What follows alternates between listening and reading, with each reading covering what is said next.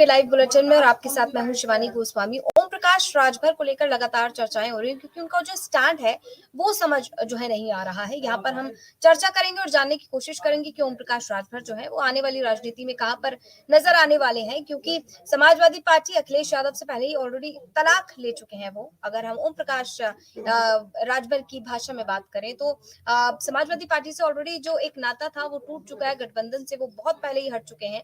लेकिन अब बीजेपी नेता जो है वो भी ओम प्रकाश राजभर को लेकर काफी ज्यादा सख्त नजर आ रहे हैं, काफी ज्यादा सख्त तेवर जो है उनके नजर आ रहे हैं।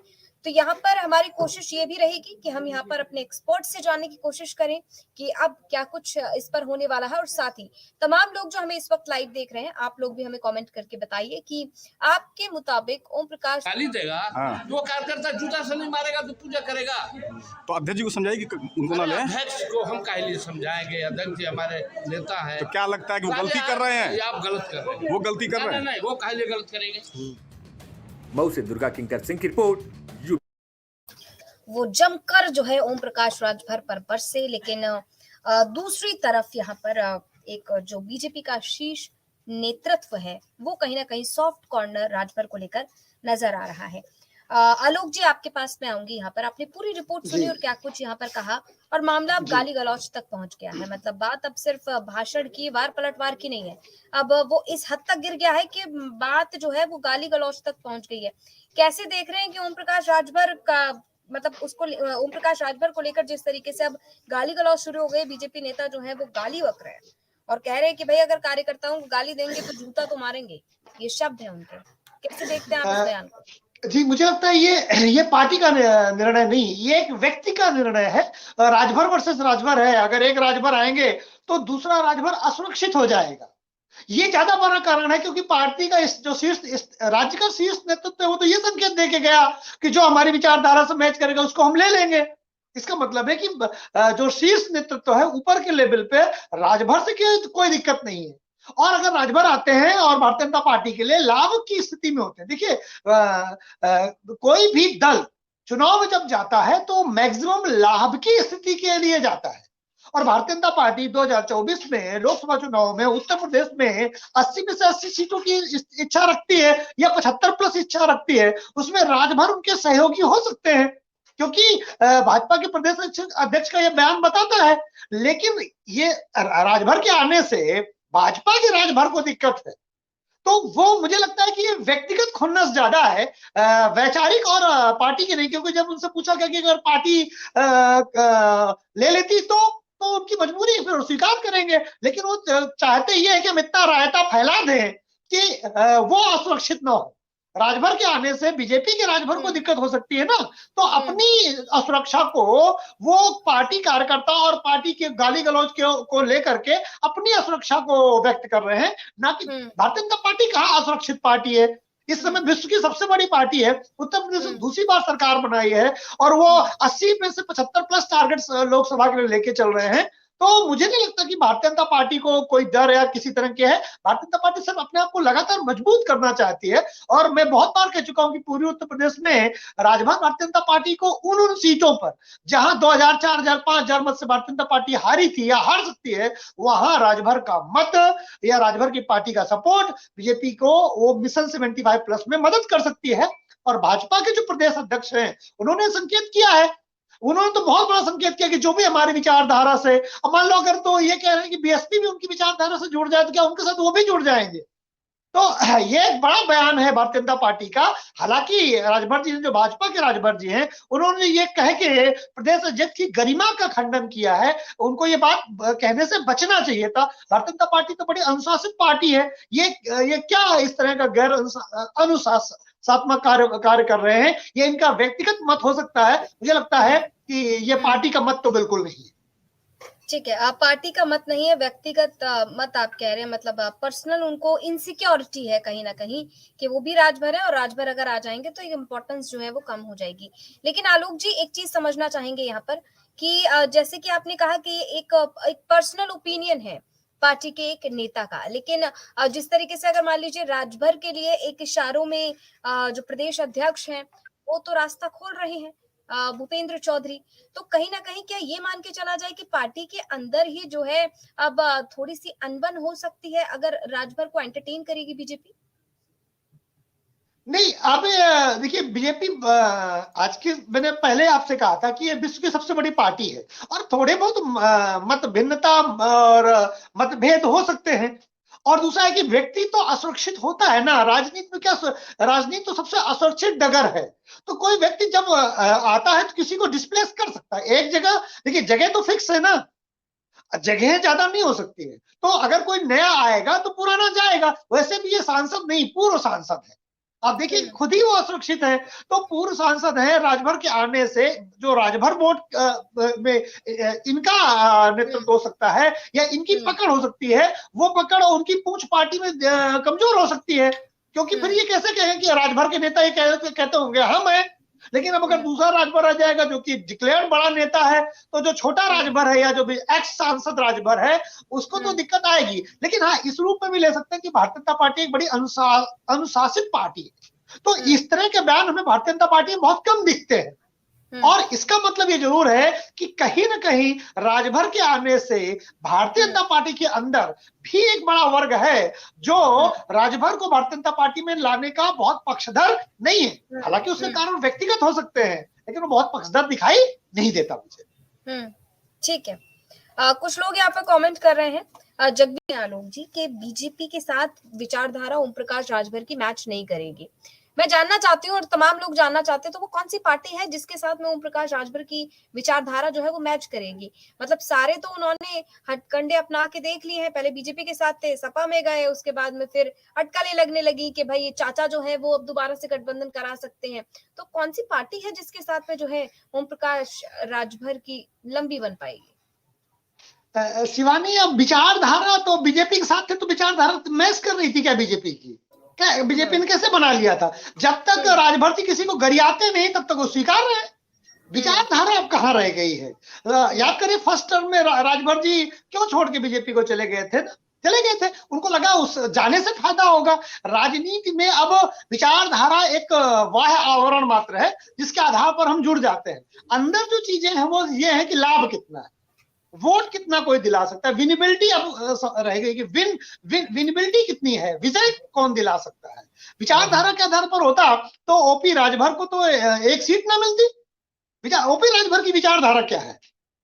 कोई विचारधारा नहीं। वो सपा के साथ जाते हैं, वो बीजेपी के साथ जाते हैं, फिर दोनों को गरियाते हैं, दोनों से शादी करते हैं, दोनों से तलाक लेते हैं। कोई विचारधारा है? तो इसलिए ओपी राजभर छोटी पार्टियों की जो नई नई अवेकन पार्टी होती है उनकी विचारधारा नहीं होती है। वो तो हमला करो और लूटो, हमला करो और लूटो, इस तरह से है और कुछ नहीं है। कि कोई भी ऐसा प्रोवोकिव बयान दे दो जिससे उनका जो वोटर, बताओ दारू पीने वाले बयान पे वो लोग उनसे खुश हो जाते हैं। अब सोचिए कितनी बड़ी विचारधारा है राजभर जी की। तो राजभर जी वहां जाएंगे, दो चीजें हैं जहां उनकी रिक्वायरमेंट हो, पहला, और जहां राजभर को ज्यादा सीटें मिल जाएं, यही विचारधारा है तत्कालीन 2024 की। 25 में नई विचारधारा लेके आ जाएंगे। 24 की विचारधारा ये है कि राजभर जी को जो ज्यादा सीटें दे दे। अब अगर बीजेपी दे देती है तो ठीक है, नहीं दे देती है तो फिर सपा से तो अभी मान लो लड़ाई चली रही है। हो सकता है सपा से के साथ भी जुड़ जाए और फिर उनको राजभर जी ऐसे नेता हैं तो सुबह कुछ और बोलते हैं और शाम को कुछ और बोलते हैं। इन्हें हम उत्तर प्रदेश का नीतीश कुमार कहते हैं। मैं अपने शब्दों में मैंने उत्तर प्रदेश का नीतीश कुमार कहता हूं। नीतीश कुमार को भी मात दिए हुए हैं। देखिए उत्तर भारत में जो दो बड़े राज्य हैं, यूपी और बिहार, यहाँ दो नेता ऐसे हैं कि ये किसके पाले में बैठ जाएंगे, मतलब इनका मत बहुत जल्दी डोल जाता है। चरित्र बड़ा कमजोर है इनका, थोड़े से लालच में आ जाते हैं और कभी कभी बड़ा नुकसान कर जाते हैं। उम्मीद करिए अगर राजभर जी ये बयान न देते फर्स्ट टर्म में योगी जी के खिलाफ, तो उस समय भी वो मिनिस्टर होते हैं। उसका तो यूपी चुनाव में हो सकता है और ज्यादा सीटें जीतते हैं और इस समय भी मिनिस्टर होते। लेकिन उन बयानों के आधार पर जो इम्पेशेंट हो गए, मिला क्या राजभर को? नहीं मिला नहीं। कभी कभी हमने कहा ना कि राजभर की जो अच्छाइयां हैं वही कमियों के रूप में आती हैं। राजभर जी इतना ज्यादा बोलते हैं, इससे लोगों को अट्रैक्ट करते हैं और वो नेता बने।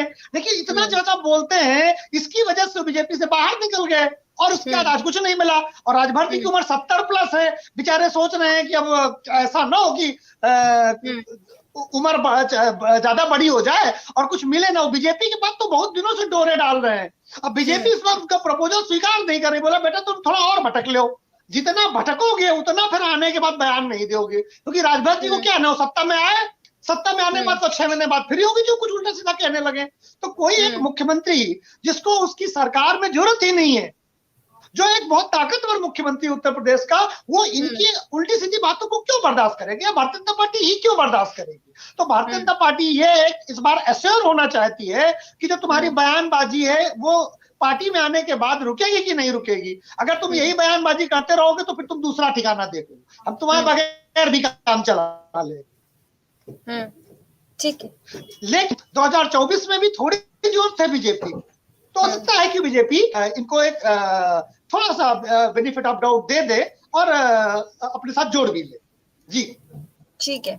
यहाँ पर एनालिसिस भी लोग अपनी बातचीत सुनी और हम लगातार यहाँ पर चर्चा कर रहे हैं। बीएसपी का भी जिक्र आया है, और तो आपको लगता है कि क्या ओम प्रकाश राजभर जो है वो, क्योंकि पहले भी वो बीएसपी के साथ में रह चुके हैं, और जिस तरीके से मायावती जो है वो अंसारियों के अब थोड़ा सा सॉफ्ट कॉर्नर उनमें दिखाई दे रहा है, तो ऐसे में क्या ओम प्रकाश राजभर जो है उनके लिए एक रास्ता बीएसपी भी है, बीएसपी के साथ भी क्या गठबंधन किया जा सकता है, और अगर किया जाएगा तो वो कितना मजबूत मोर्चा आप देख रहे हैं, क्योंकि एक तरफ अखिलेश यादव हो गए, जयंत चौधरी हो गए, चंद्रशेखर आजाद हो गए, और उसमें मायावती को क्या फायदा होगा अगर वो ओम प्रकाश राजभर को अपने साथ लेकर आती है। तो देखिए, बीएसपी और कांग्रेस, ये मैंने कल शाम को भी आपसे कहा था आपके चैनल में ही, यूपी तक में ही, कि बीएसपी और कांग्रेस के बीच गलबैयां चल रही हैं और दोनों एक दूसरे से जुड़ सकते हैं, केवल उत्तर प्रदेश भर में नहीं। ये जो बीएसपी और कांग्रेस का जो गठबंधन होगा वो संपूर्ण भारत के लेवल पर भी ले जाने की बात है, क्योंकि बीएसपी का वोट बैंक यूपी के बाहर भी है और लगभग हर प्रदेश में 2% से लेकर 10% तक है। तो यदि बीएसपी और अच्छा कांग्रेस को अगर 2 से 10% वोट बढ़ता हुआ मिलता है तो कांग्रेस के लिए बहुत अच्छी सिचुएशन होगी नेशनल लेवल पर भी।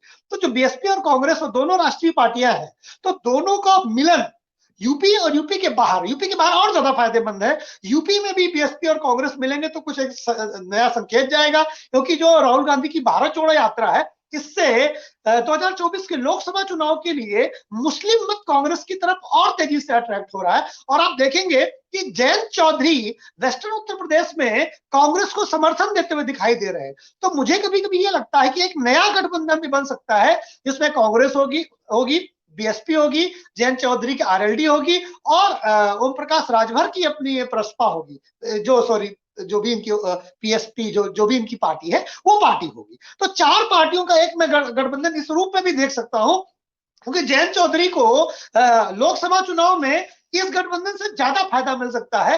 तो एक सुगबुगाहट या एक परिचर्चा इस चौथे गठबंधन की, मान लीजिए जयंत नहीं भी जाते हैं तो भी बीएसपी, कांग्रेस और राजभर की पार्टी, ये तीनों मिल करके भी अगर चुनाव लड़ते हैं तो एक नया वोट बैंक तैयार हो सकता है, जो इन लोगों की जो राजनीतिक डूबती हुई नैया है बीएसपी की, उसको तो कम से कम लाभ दे सकता है। क्योंकि बीएसपी ये तो तय है कि अपने दम पर उत्तर प्रदेश में इस बार लोकसभा चुनाव में नहीं जाने वाली है, वो कोई ना कोई प्रयास करके जोड़ेगी। कांग्रेस भी अपने दम पर 2-2.5% मत है, 2.5% मत के साथ कांग्रेस भी लोकसभा चुनाव में क्या करेगी उत्तर प्रदेश में। तो कांग्रेस को भी एक गठबंधन की जरूरत है, बीएसपी को भी एक गठबंधन की जरूरत है, और राजभर को अभी तक जो दिखाई दे रहा है उसमें भाजपा और सपा कोई पूछ नहीं रहा, और राजभर को भी एक गठबंधन की जरूरत है, क्योंकि राजभर एक कैटलिस्ट है। राजभर अपने दम पर लोकसभा चुनाव में बहुत बड़ा कुछ करने नहीं जा पा रहे हैं, वो किसी के साथ जुड़ जाएंगे तो उसकी प्रक्रिया को धीमी या तेज कर सकते हैं, लेकिन अपने आप में बहुत सीटें लेके कुछ जीत पाएंगे, अपने दम पे लड़े और 2 सीटें 4 सीटें भी जीत ले। ऐसी स्थिति राजभर की होती तो किसी से वो गठबंधन ही नहीं करते। तो जो गठबंधन के लिए लालायित है राजभर जी, वो इसीलिए लालायित है क्योंकि वो किसी के साथ जुड़ेंगे तब उनका वोट बैंक एक्टिव होगा, और जितना उनका वोट बैंक है वो किसी न किसी के साथ वो भी जुड़ेंगे। तो तीनों के तीनों, कम से कम कांग्रेस है, बीएसपी है और राजभर की पार्टी है, ये तीनों चाहते अगर हम मिले तो कुछ अच्छा हो सकता है, बहुत अच्छा होगा, ये कहना बड़ा मुश्किल है। और दूसरा, मैं तो जयंत चौधरी को भी इस गठबंधन में उम्मीद है कि मैं देखता हूं वो सपा के साथ बहुत कंफर्टेबल नहीं होंगे, क्योंकि सपा जो है जयंत चौधरी को भी पश्चिमी उत्तर प्रदेश में बहुत बढ़ते हुए नहीं देखना चाहते। अगर जयंत चौधरी ज्यादा बढ़ेंगे तो सपा का वोट कटेगा, तो इसलिए वो चंद्रशेखर को आगे बढ़ा रही है सपा, जिससे कि वहां जयंत चौधरी संतुलित रहे। तो राजनीति में कोई किसी का हमेशा सगा नहीं होता। राजनीति में केवल लाभ और हानि तात्कालिक देखी जाती है। और अगर हाथ क्यों अखिलेश यादव ने कितने गठबंधन किए, कांग्रेस से भी किए, बीएसपी से भी किए और छोड़ दिया सबको, क्योंकि लाभ नहीं मिला तो अलग हट गए।